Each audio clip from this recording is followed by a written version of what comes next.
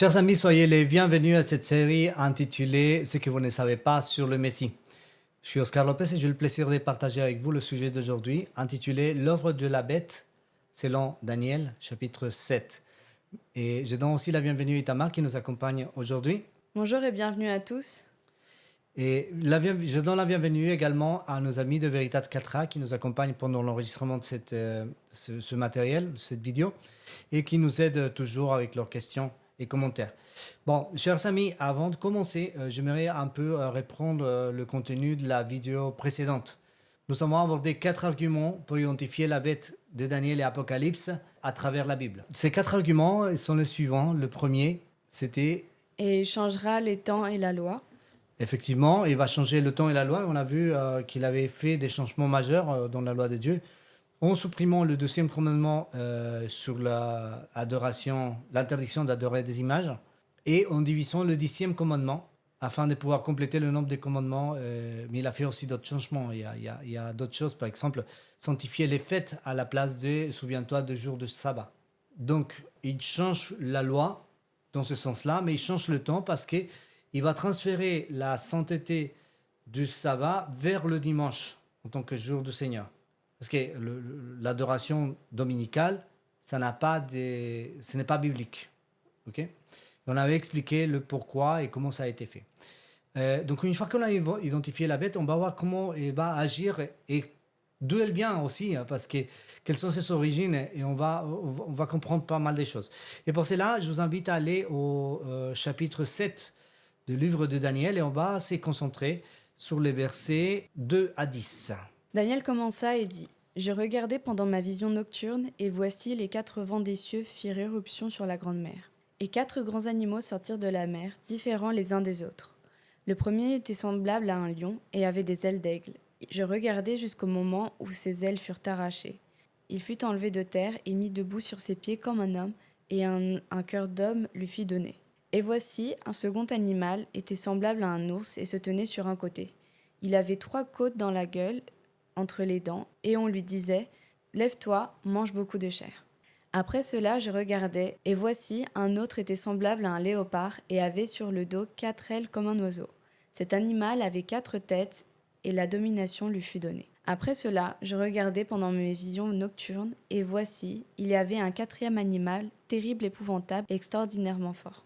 Il avait de grandes dents de fer, il mangeait, brisait, et il foulait aux pieds ce qui restait. Il était différent de tous les animaux précédents, et il avait 10 cornes. Je considérai les cornes, et voici, une autre petite corne sortit du milieu d'elle. Et 3 des premières cornes furent arrachées devant cette corne. Et voici, elle avait des yeux comme des yeux d'homme, et une bouche qui parlait avec arrogance. Je regardais pendant que l'on plaçait des trônes. Et l'ancien des jours s'assit. Son vêtement était blanc comme la neige, et les cheveux de sa tête étaient comme de la laine pure. Son trône était comme des flammes de feu, et les roues comme un feu ardent. Un fleuve de feu coulait et sortait de devant de lui. 1000 milliers le servaient, et 10 000 millions se tenaient en sa présence. Les juges s'assirent, et les livres furent ouverts. Bon, cette lecture, elle est assez impressionnante. C'est une vision fort étrange, et surtout quand on la lit la première fois. Hein. Ah oui. C'est assez étonnant. Bon, du coup, il y a beaucoup de mystères autour de ça et on peut se dire qui peut comprendre cette vision. Hein. Mais il faut s'appuyer sur des méthodes bibliques pour pouvoir la comprendre. Donc, on va voir en détail cette vision, mais avant de cela, on va parler d'une autre vision. Vous allez me dire, mais pourquoi vous la mettez de côté si on ne l'a pas encore expliqué? Ne vous inquiétez pas, on va l'expliquer. Mais je vais vous donner le contexte. C'est que cette vision, elle est en relation aussi avec une autre vision qui a été donnée dans le chapitre 2 de Daniel. Et on lit. Ô roi, tu regardais, et tu voyais une grande statue. Cette statue était immense et d'une splendeur extraordinaire. Elle était debout devant toi, et son aspect était terrible. La tête de cette statue était d'or pur, sa poitrine et ses bras étaient d'argent, son ventre et ses cuisses étaient d'airain, ses jambes de fer, ses pieds en partie de fer, partie d'argile. Tu regardais lorsqu'une pierre se détacha sans le secours d'une main, frappa les pieds de fer et d'argile de la statue et les mit en pièces. Alors le fer, l'argile, l'airain, l'argent et l'or furent brisés ensemble et devinrent comme la balle qui s'échappe d'une aire en été. Le vent les emporta et nulle trace n'en fut retrouvée. Mais la pierre qui avait frappé la statue devint une grande montagne et remplit toute la terre. Donc là, on a cette vision qui est un rêve qui a été donné à Nabuchodonosor, roi de Babylone, à l'époque où Daniel était captif au service du roi. Cette vision a été interprétée par Daniel et on comprend bien que les différents métaux qui constituaient cette statue représentaient les différents royaumes. Donc là, des fois, on utilise des bêtes, mais des fois, on peut utiliser aussi des éléments minéraux comme les métaux. Donc là, la tête en or représentait Babylone et ainsi de suite. Donc la partie en argent représentait les Mèdes et les Perses, le bronze, la Grèce, le fer, c'est la Rome impériale et ainsi de suite. Et on peut comprendre que chaque métaux a des caractéristiques particulières en termes de valeur, mais aussi pureté, mais aussi de dureté et de puissance de destruction. On voit que par exemple le fer, il peut détruire plus que les autres. Donc on représente bien le caractère et les actions des différents royaumes par rapport à ça. Donc ça, c'est tous les royaumes qui étaient prédécesseurs de la bête de laquelle on parle. Et pourquoi on parle de ça? Parce qu'il faut comprendre que tous ces événements-là se déroulent sur une ligne historique qui était définie dans les prophéties. Alors, cette étude ne prétend pas être une étude complète de Daniel chapitre 2 au Daniel chapitre 7, parce que ça serait... Ça prendrait plus de temps. Ça, c'est plus réservé aux étudiants de l'école. Et si vous voulez pouvoir poser vos questions et qu'on puisse développer ces différents sujets en détail, vous pouvez nous rejoindre. On peut vous envoyer les invitations et vous pouvez participer aux différentes réunions qui ne sont pas publiées sur le net. Mais en tout cas, on vous apporte ces sujets à connaissance. Sachez que ça existe. Vous pouvez trouver aussi certaines de nos vidéos qui parlent de ces différents sujets. Donc, pourquoi je parle de ça? Parce que si on met à l'horizontale cette statue, c'est juste pour la ligne de temps. Hein, et qu'on trace une ligne de temps, on va commencer avec un événement qui ne fait pas partie de la statue, qui est arrivé avant la vision. À partir de l'an 723, l'empire, le royaume d'Israël est dominé par les Assyriens. Il faut savoir qu'à l'époque, il y avait une division entre les deux royaumes. En fait, la nation d'Israël s'était divisée. Et comme on l'a expliqué dans les vidéos précédentes, et en deux parties. Une partie qui était Juda et l'autre partie qui était Israël, des tribus du nord. Et en fait, le royaume d'Israël, en 723, a perdu son autonomie à la faveur des Assyriens. Et en 605, il y a un événement important qui arrive quand les Babyloniens dominent le royaume de Juda. Et c'est à cette époque-là que Daniel est envoyé captif à Babylone. Il faut savoir que Daniel était descendant de David. Il était un prince. Il avait été instruit pour gouverner. Donc, cette domination, elle dure de 605 à 539. Et en 539, il y a des événements importants. Il y a même un chapitre dédié à ça, c'est Daniel chapitre 5, l'écriture sur le mur. Okay, c'est l'histoire de Belchassar. C'est le petit-fils de Nabuchodonosor, qui a perdu, qui était, c'était son grand-père. Et il a perdu le royaume cette nuit-là. Quand les Mèdes et les Perses, ils ont fait quoi? Ils sont asséchés quoi? Le Nil. Le lit de la rivière de l'Euphrate. C'était l'Euphrate. Oui. Je comprends ce que j'ai dit. Hein. Oui. Oui. C'est le lit de l'Euphrate qui a été asséché pour que les troupes perses puissent pénétrer dans la ville de Babylone et dominer le peuple. Donc ils ont perdu le royaume. Et Daniel a été nommé principal dans le royaume des Perses pour l'administration du territoire de Babylone.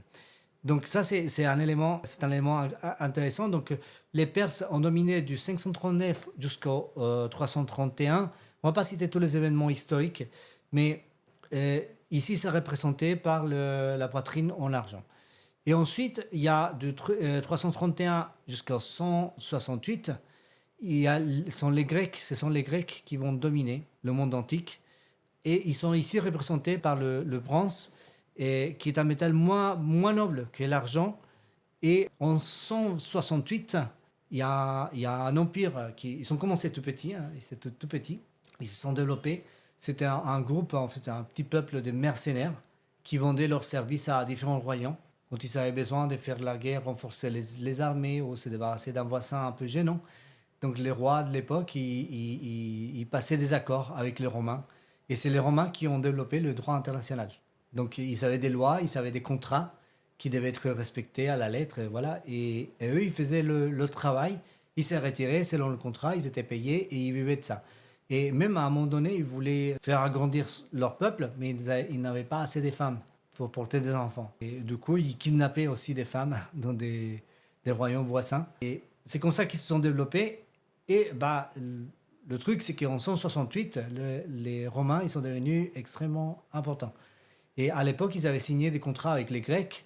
Et notamment, eh bien, il y a un contrat qui est assez connu, le contrat qui a été signé avec le roi Ptolémée d'Égypte, le pharaon Ptolémée, pour la protection de ses enfants. Et finalement, en vertu de cet accord, finalement, c'est les Romains qui ont pris la domination sur l'Égypte. C'est l'histoire de Cléopâtre et Marc-Antoine qui est autour de cet événement.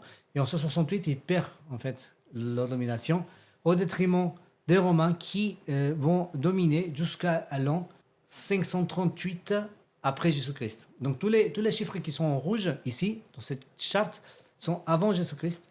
Et les 538 en bleu, c'est après Jésus-Christ. Donc c'est une domination qui a duré pas mal de temps. Et les Romains, ils avaient beaucoup d'inventions qui les ont aidés. Et notamment, ils dominaient le fer, qui est un métal plus résistant que le bronze utilisé par les Grecs. Et c'est les stratégies militaires qu'ils avaient. Les stratégies militaires qu'ils ont fait évoluer, mais aussi la diplomatie et le droit international. Ils passaient des accords et il y avait beaucoup de royaumes qui se rendaient aux Romains sans même se battre. Ils se disaient c'est pas la peine, on a plus d'avantages à tirer à se rendre, payer un tribut et être en amitié avec les Romains. Et il y en avait beaucoup qui faisaient ça. Bah, finalement, Juda a fini par tomber entre la domination entre les mains des Romains. Bon, c'est toute une histoire, on l'a expliqué en détail. Daniel chapitre 11 explique ces événements avant qu'ils se produisent. Hein. Donc, c'est assez intéressant. Ok, en 538, qu'est-ce qui arrive? Qu'est-ce qui se passe, Itamar? Eh bien, donc, l'évêque de Rome reçoit une lettre qui lui permet d'avoir les pleins pouvoirs pour punir les hérétiques. Bon, ça, c'est intéressant parce que là, on parle de recevoir le pouvoir religieux et le pouvoir civil sur une seule personne. Donc il a plein de pouvoir. Et qui sont ces hérétiques? Les chrétiens. Pas tous, parce que les catholiques étaient des chrétiens. Mais tous ceux qui ne sont pas d'accord avec eux. Grosso modo, si on n'est pas d'accord avec l'évêque de Rome à cette époque, bah, on peut mourir. Ah, c'était le cas des Ariens, et bah, ils ont fini par les tuer. Et c'était aussi le cas des chrétiens d'Orient, aujourd'hui connus sous le nom de l'Église orthodoxe d'Orient. Et aujourd'hui, ce conflit, il se voit même le conflit entre la Russie et le monde occidental dominé par le catholicisme. Enfin, c'est exactement la même chose. Il y a toujours ces frictions qui sont toujours palpables. Donc, en 538, il commence une domination. Et en fait, c'est l'évêque de Rome qui va dominer. Et cette domination, il va avoir un point d'arrêt à un moment donné dans l'histoire. En 1798, il arrive quoi? Le pape Pie VI est capturé par le général Berthier. Et donc, on retire le pouvoir géopolitique de Rome. Exactement. En 1798, l'Église catholique perd ce qu'elle a reçu en l'an 538 par l'empereur Justinien, à savoir l'autorité civile. Et à partir de ce moment-là, on met un point d'arrêt aussi à l'Inquisition. C'est ce qu'on a expliqué dans la vidéo précédente. Et ça permet aussi de donner un peu d'air aussi aux chrétiens, mais aussi aux scientifiques qui ont développé les sciences telles qu'on les connaît aujourd'hui. Et puis ça continue jusqu'à la fin du temps, et même dans la prophétie, ça on va l'expliquer au cours de cette série, c'est que ce pouvoir-là, il doit se soulever à nouveau. Il aura reçu un coup mortel en 1798, mais il ne mourra pas. Il va être guéri de cette blessure, et il va reprendre le pouvoir, et il va refaire ce qu'il sait faire, c'est-à-dire persécuter. Donc ça, c'est extrêmement intéressant. Et c'est ce que nous dit la Bible et c'est ce que nous dit la prophétie à partir de là. Et on voit aussi qu'à partir de 723, bon, c'est même bien avant, mais on parle de domination sur le peuple de Dieu. À partir de 723, le paganisme domine le peuple de Dieu. C'est-à-dire qu'il les oppresse et il les malmène. Et cette domination, il va jusqu'au 538. Et c'est quoi le paganisme? C'est tout le système de religion. Il faut savoir qu'à l'époque, quand les Babyloniens ont été dominés par les Mèdes et les Perses, on va même commencer avant. Quand la Babylone a dominé Assyrie, parce que les Babyloniens ont dominé les Assyriens, ils ont absorbé leur système de religion. Et les Mèdes et les Perses, ils ont absorbé le système de religion des Babyloniens, qui était à la fois de la religion babylonienne, mais aussi la religion des Assyriens. Et quand la Grèce a dominé les Mèdes et les Perses, elle a tout absorbé aussi, à son tour. Et quand le Rome impérial a dominé la Grèce, ce qui s'est passé, c'est tout simplement qu'ils ont absorbé tout le système de religion. Ils ont amené tous leurs dieux dans le Panthéon. Ça a constitué le Panthéon romain, qui était un mélange de dieux de tous les peuples de l'époque. On a même étudié dans la vidéo précédente que les Romains adoraient particulièrement le dieu Mitra, qui est le dieu soleil, aussi connu sous d'autres cultures sous le terme de Tammuz. C'est l'adoration du soleil qui était introduit finalement dans le christianisme à travers l'adoration dominicale. Il faut savoir que, voilà, on va détailler plus dans la prochaine vidéo, quand on va identifier la marque de la bête, on va voir qu'il y a une relation avec l'adoration du soleil. Et ainsi de suite, hein, et l'Église catholique, dans la Rome papale, a intégré aussi ce système-là. Et ce système-là, on l'identifie dans l'Église catholique sous la forme de l'adoration d'images.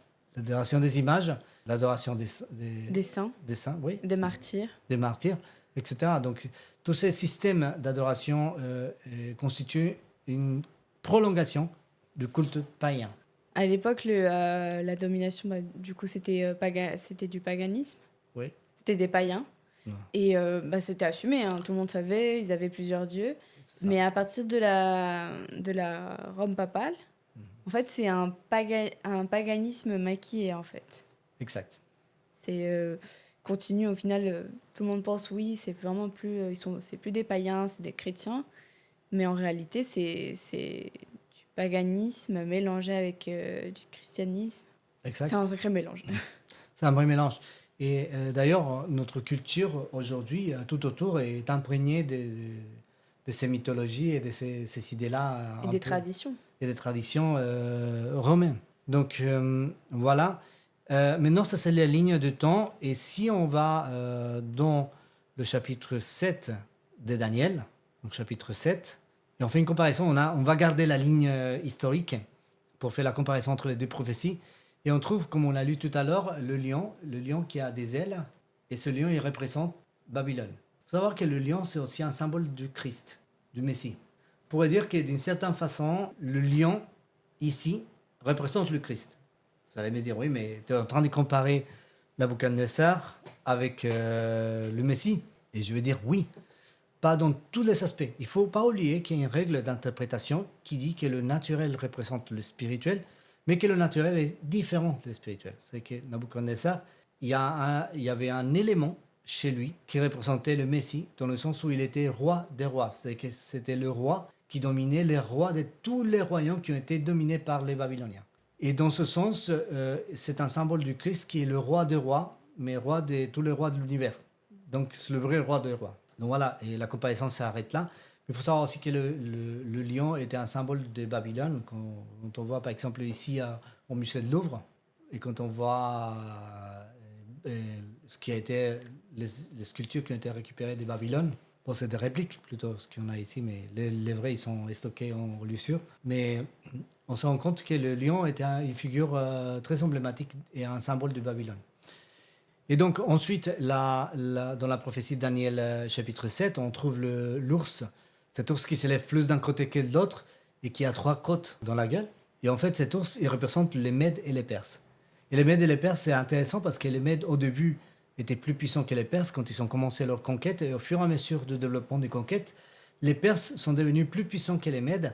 Mais cependant, ils ont toujours continué à être alliés et ils ont toujours continué à travailler ensemble. Et voilà, c'est un aspect intéressant. Et en fait, le côté boiteux de l'ours, qui a un côté plus court que l'autre, c'est parce que durant leur domination, il y a toujours eu un royaume, que ce soit les Mèdes, soit les Perses, qui a eu plus de pouvoir que l'autre. Donc c'était toujours un jeu entre les deux. Il y en avait toujours un qui dominait l'autre, à un certain moment. Il y avait un déséquilibre des forces à chaque fois. C'est ça. Et les 3 côtes qui étaient dans la gueule de l'ours représentaient les 3 provinces qui ont dû être soumis avant que les Mèdes et les Perses puissent dominer le monde antique. Et ensuite, on trouve la Grèce qui est représentée dans la vision de Daniel 7 avec un léopard un peu bizarre. Attends, c'est un léopard et pas un guépard. Il y en a beaucoup qui confondent le guépard et le léopard. Là, la vision nous parle d'un léopard. Le léopard, c'est une panthère. Le guépard, c'est le carnivore terrestre le plus rapide du monde. Mais c'est pas un guépard, c'est un léopard. C'est un animal puissant. Et pour la vitesse, il a des ailes, mais pas deux. Il en a combien? 4. Il a quatre, ça veut dire qu'il va très très très vite. C'est un peu comme le Babylone. Il va très très très vite, Mais 2 fois plus vite. 2 fois plus vite. Et concernant ce léopard, il y a aussi d'autres particularités. En fait, une autre particularité qui est Très visible. très visible, c'est qu'il a 4 têtes. Mais comment ça s'est passé? Parce qu'en fait, la Grèce était dirigée par Alexandre le Grand, qui a dominé le monde antique en un temps record. C'était extrêmement rapide, la domination du monde antique qu'il a fait. Et il faut savoir qu'Alexandre le Grand est décédé. Et avant de mourir, on lui a posé la question, qui va prendre ta place? Il a dit le plus fort. Et à partir de cette phrase-là, il y a une guerre interne qui a commencé, une guerre civile chez les Grecs. Ces généraux, ils se sont battus entre eux. Finalement, les héritiers légitimes d'Alexandre le Grand, ils ont été tués. Et donc, il n'y a personne de sa descendance n'a occupé le trône. Et finalement, il y a 4 généraux qui sont restés. Et de ces 4 généraux, les guerres entre eux ont laissé que 2. Donc, il y avait un au nord, les Lysimaque, et au sud, c'était Ptolémée. Et donc, c'est la dynastie ptoléméique qui a occupé en fait l'Égypte, qui a dominé l'Égypte. Et là, on se retrouve à l'an 168 avant Jésus-Christ. Tous les dates en rouge, c'est avant Jésus-Christ. Et on se retrouve avec l'histoire de Cléopâtre et Marc-Antoine. Il y a une histoire aussi des contrats de protection des Romains vers les enfants de Ptolémée. Et finalement, c'est les Romains qui finissent par prendre le pouvoir. Et les Romains, ils sont pris le pouvoir. Ils sont représentés aussi dans Daniel chapitre 7 par une bête terrible. Là, c'est un dinosaure, mais bon, je ne suis pas sûr que ce soit ça. Mais on n'a pas suffisamment d'éléments pour savoir à quoi il ressemble cette bête. En tout cas, ça ressemblait à rien de connu dans le monde parce qu'elle était très atypique dans sa façon d'être constituée. C'est d'ailleurs une bête un peu bizarre. Par rapport aux autres royaumes, par rapport au lion, par rapport à l'ours, par rapport au léopard. Et ce royaume est un royaume assez particulier. Ils ont commencé comment? Donc mercenaires, on le sait.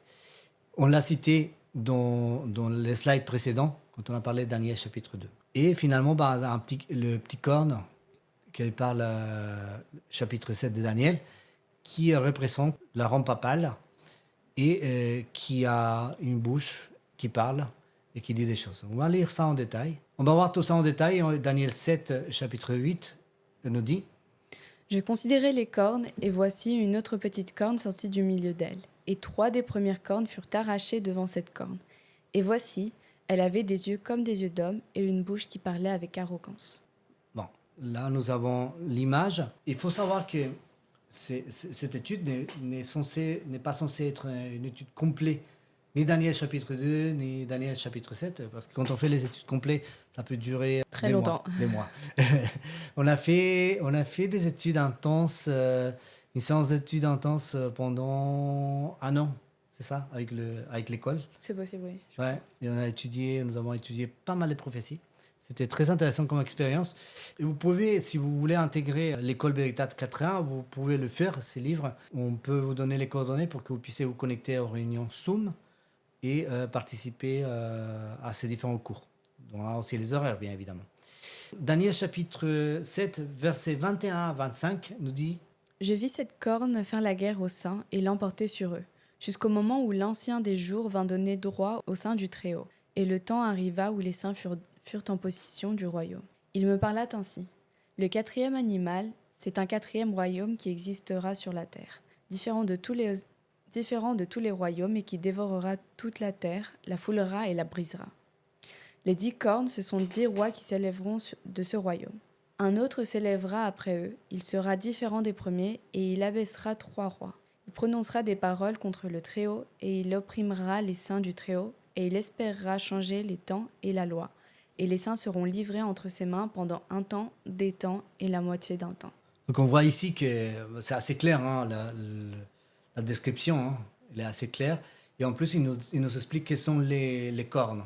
Les cornes, ce sont des rois. Ok. Donc ça va être très utile quand on va aborder le sujet un peu plus en profondeur. Mais en tout cas, voilà ce qu'il faut retenir. Là, on revient sur ce sujet des temps, un temps, des temps et la moitié d'un temps. Désolé pour le texte en espagnol, j'ai oublié de le traduire. Mais voilà, c'est un temps égal à un an, 360 jours en calendrier lunaire, pas solaire. Le temps au pluriel, c'est 2 ans, 720 jours. Et à mi-temps, donc 180 jours. L'addition, ça nous fait 1260 jours prophétiques ou 1260 années. Et nous avons expliqué dans la vidéo numéro 12 que ce temps, il va de 538 jusqu'à 1798, où ce pouvoir a la domination sur le monde antique. Et en 1798, il y a la domination des Français sur le catholicisme, et ils amènent en captivité le pape, qui met en captivité pendant pas mal d'années. Le catholicisme n'a pas de pape jusqu'à ce qu'il aurait permis de nommer un nouveau pape. Et la guérison de cette blessure, elle commence à se faire. Mais avant de finaliser cette vidéo, j'aimerais laisser une petite section questions-réponses pour les questions qui ont été posées dans la vidéo précédente. On va traiter une première question qui a été posée par Maggie. Donc la question c'est, le continue bel et bien aujourd'hui et le monde honore le paganisme de nos jours. Les Jeux olympiques existaient bien avant Jésus-Christ. Ces Jeux avaient pour but d'honorer les dieux grecs. Ils étaient célébrés tous les 4 ans, car les Grecs pensaient que les dieux les écoutaient tous les 4 ans. Donc c'était plutôt un commentaire. Oui, c'était un commentaire de Maggie. Effectivement, c'est connu par tout le monde que les Jeux olympiques, c'est une continuation d'un système d'adoration des dieux grecs. Et ça a été repris par les Romains. Il faut savoir que les Jeux du Colisée étaient aussi au nom pour honorer des dieux. Souvent, il y avait des personnalités qui demandaient des faveurs des dieux. Et quand ils savaient ce qu'ils demandaient, ils accomplissaient leur engagement en célébrant des jeux à l'honneur de leurs différentes divinités qu'ils avaient. Donc ça, ce système, il persiste jusqu'à aujourd'hui. Il faut savoir aussi que les dieux grecs étaient représentés par des figures humaines. En fait, les Grecs avaient donné des caractères humains à leurs dieux. Et avec leurs passions, avec leurs erreurs, leurs caractéristiques de tempérament et de caractère. Et c'est assez intéressant parce que même en psychologie, on analyse en fait la mythologie grecque pour étudier. Et il y a beaucoup de pathologies ou beaucoup de situations ou conditions psychologiques ou psychiatriques qui sont identifiées avec des caractères de la mythologie grecque. Donc ça représente bien que les Grecs, ils adoraient la condition humaine, ils adoraient l'humain et ils le mettaient au centre de l'univers. Et les jeux étaient une façon d'adorer l'humain, d'adorer l'homme. Et aujourd'hui, c'est pas si différent que ça, parce que quand on va regarder un match de foot, ou quand on va regarder une compétition de natation, ou lutte libre, ou peu importe le sport, on est en train d'analyser, d'adorer ou d'admirer les performances d'un être humain. Et quelque part, ces gens-là, ils sont, même la terminologie d'aujourd'hui, on parle des idoles. Et ces idoles, ils finissent par être sacrés, hein. Ils reçoivent une médaille, etc. Donc ça, c'est la même chose que dans les Jeux olympiques, où les athlètes, ils caractérisaient ou ils représentaient des dieux. Et quand ils accomplissaient des exploits, ils étaient en train d'honorer leur dieu. Donc nous avons une autre question de la part de Nicolas. La question c'est, est-ce que l'Antichrist aura le symbole de la bête ? Très intéressant. Est-ce que l'Antichrist aura le symbole de la bête ? Alors, l'Antichrist, c'est Satan, celui qui fait les choses contre le Christ. Mais celui qui est derrière le système de l'Antichrist. Pour beaucoup de personnes, l'Antichrist, c'est la personne physique du pape. Mais c'est pas lui, parce que si c'était lui, à chaque décès, ça se terminerait l'Antichrist. Sauf que c'est pas le cas. En réalité, c'est le système qui se trouve derrière, parce qu'à chaque fois qu'un pape décède, il y a un autre qui est nommé. Donc c'est un système qui continue malgré la mortalité de l'être humain, le caractère mortel de l'être humain. Mais l'Antichrist est l'auteur de la bête, et la bête a un signe. Et on va dire que oui, quelque part, je dirais que la bête porte le signe de l'Antichrist. Et que la bête fait porter son signe à lui, à tous les autres. Et c'est justement la marque de la bête qu'on va analyser dans la prochaine vidéo. Très bien les amis, je vous remercie pour votre attention. Je vous remercie pour suivre ces sujets. Je sais que ce n'est pas toujours facile, hein. Ce sont des sujets qui sont nouveaux pour certains d'entre vous, mais je vous invite à ne pas vous décourager, à continuer à nous suivre. Nous allons, au cours de cette série, rapporter de la lumière sur pas mal de sujets qui sont autour du Messie. Une fois de plus, ces études ne prétendent pas être des études complètes prophétiques, puisque pour ça, il faut le faire en présentiel ou à distance, mais d'une manière un peu plus soutenue. En tout cas, si vous souhaitez le faire, n'hésitez pas à vous inscrire à notre école et vous pouvez assister régulièrement aux différentes réunions qu'on fait et qui ne sont pas toutes publiées sur Internet. Donc, vous aurez un peu plus de visibilité sur les sujets. Et vous aurez aussi la possibilité qu'on puisse traiter des sujets spécifiques pour vous. Si vous avez des questions particulières, nous avons souvent des réunions de questions-réponses dans lesquelles on essaye de découvrir en fait tous les éléments qui seraient un peu en manque de clarté pour que tout le monde puisse être rassuré dans ses convictions. En tout cas, je remercie aussi Itamar qui nous a accompagnés pendant cette vidéo. Avec plaisir et on vous attend pour la prochaine vidéo. Merci pour ton aide, Itamar. Merci à tous nos amis de Veritat 4A qui nous ont accompagnés pendant l'enregistrement et qui nous ont aidés, bien évidemment, avec leurs questions et leurs commentaires. Que Dieu vous bénisse, que Dieu bénisse votre curiosité. Je vous dis à dans 2 semaines avec la suite de cette série, ce que vous ne savez pas sur le Messie. Bye bye.